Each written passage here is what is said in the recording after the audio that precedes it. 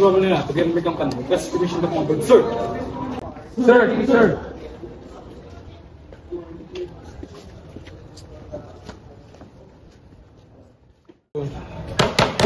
Come on, go to the class. Years up. To left. Morning class. Sir, good sir. Please take your seat. Sir, good sir.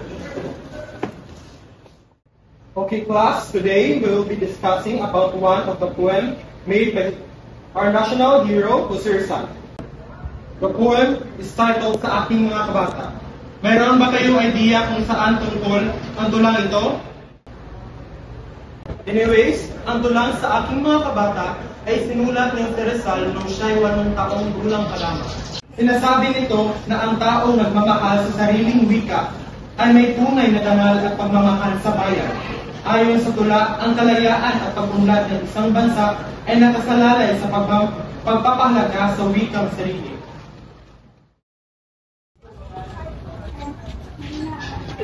Naku, Pepe, magpahinga ka muna. Lagi ka lang nagsusulat. Ano ba yung sinusulat mo? Gusto ko lang po ilagay sa papel ang aking nararamdaman. Ito ay patungkol sa ating wika. Aba, anak, ang bata mo pa pero matanda ng isipan mo. Di naman po, Itay. Magaling kang bata ka. Halika nga rito. Salamat po, Itay.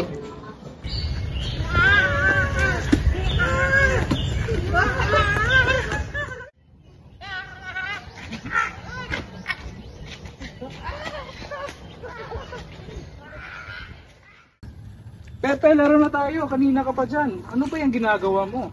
Nako mga kaibigan, pagpasensyahan niyo na at ako'y may ginagawa pa. Ano ba yung sinusulat mo, Pepe? Ito ay isang tula patungkol sa ating sariling wika. Aba, patingin nga. Siguro mas maganda kapag wikang kasida ginamit mo, Pepe. Mas tunog matalino kasi.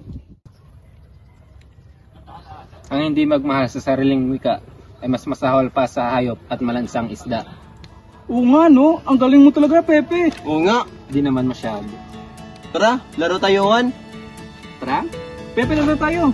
Sige, sama ako. Yun, tara, tara. Tayo.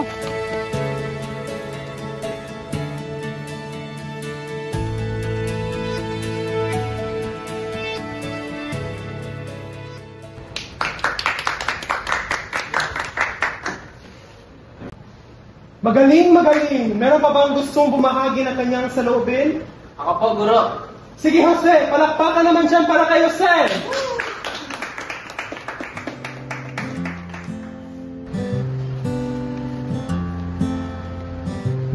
Sa aking mga kabata, kapag ka ang bayay sadyang umiibig, sa langit salitang kaloob ng langit, sanlang kalayaan na saring masapi, katulad ng ibong nasa himpapawid, pagkat ang salita ay isang kahatulan sa bayan, sa nayot mga kaharian, at ang isang tao ay katulad kabagay ng alinmang likha noong kalayaan. Ang hindi magmahal sa kanyang salita, mahigit sa hayop at maransang isda. Kaya ang marapat pagyamanin kusa na tulad sa inang tunay na nagpala, ang wikang Tagalog tulad din sa Latin, sa Ingles, Kastila at salitang anghel, sapagkat ang puong maalam tumingin, ang siyang naggagawad, nagbibigay sa atin. Ang salita natin tulad din sa iba na may alpabeto at sariling letra, na kaya nawalay dinatnan ng sigwa ang lunday sa lawa noong dakong una.